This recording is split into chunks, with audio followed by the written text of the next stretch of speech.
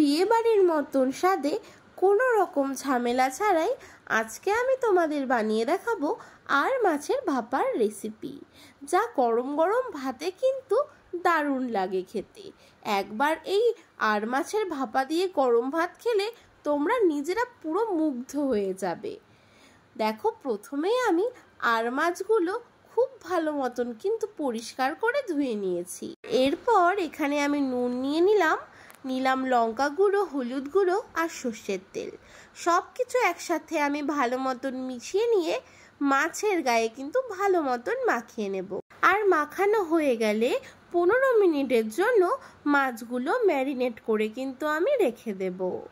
আর এইভাবে মাখিয়ে নিলে একটা সুবিধা কিন্তু রয়েছে, মাছের গায়ে খুব ভালো মতন কিন্তু লবণগুলো ঢুকে যায় আর খেতেও অনেক টেস্টি লাগে। আর এদিকে আমি নিয়ে নিয়েছি 1 চামচ সাদা সর্ষে, 1 চামচ কালো সর্ষে আর 25 টাকা দামের একটা পোস্তর প্যাকেট, কাঁচা লঙ্কা আর কাজু বাদাম। সব কিছু একসাথে আমি কিন্তু কিছুক্ষণ ভিজিয়ে রেখেছি। আর এটাকে কিন্তু খুব ভালো মতন করে আমি পেস্টও করে নেব। আর দেখো, এই পাশে একটা বাটির মধ্যে আমি নিয়ে নিয়েছি 2 চামচ টক দই। তোমরা চাইলে পরে একটু বেশি পরিমাণও নিতে পারো। আর টক দই দেওয়ার পরে আমি যে মশলাটা একটু আগে পেস্ট করে রেখেছিলাম সেটা কিন্তু আমি টক দইয়ের মধ্যে দিয়ে দিলাম। আর খুব ভালো মতন করে কিন্তু এটা মিক্সড করতে হবে। আর এখানে দিয়ে দিলাম আমি আদা রসুন বাটা, আর কিছুটা পেঁয়াজ আমি আগে থেকেই তুলে রেখেছিলাম ভেজে, সেটাও দিয়ে দিলাম আমি 1 চামচ লবণ, পরিমাণ মতন হলুদ, ধনে গুঁড়ো দিয়ে দিলাম, জিরে গুঁড়ো আর সর্ষের তেল, আর দিয়ে দিলাম মশলা ধোয়া জল। এবার খুব ভালো মতন করে মশলাগুলো কিন্তু মিশিয়ে নিতে হবে, যাতে কোনো মশলাই দানা দানা ভাব না লেগে থাকে।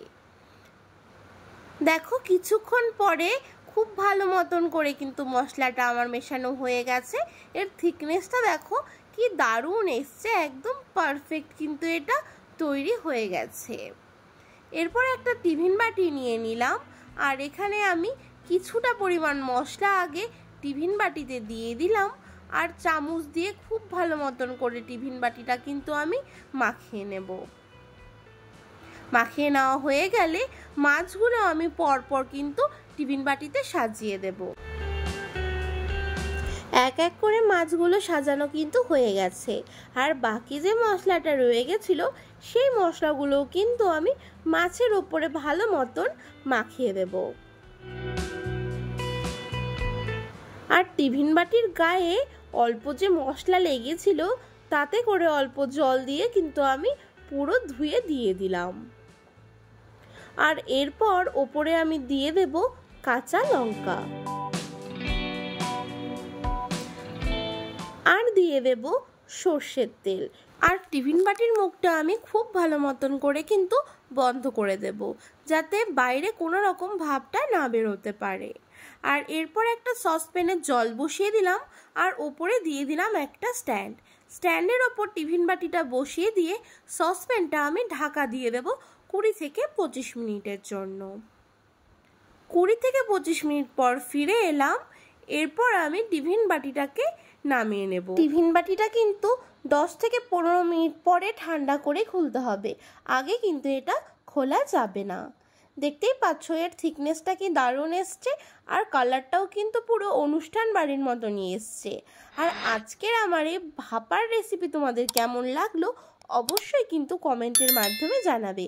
আর ভালো লাগলে লাইক, শেয়ার, কমেন্ট করে পাশে থাকবে।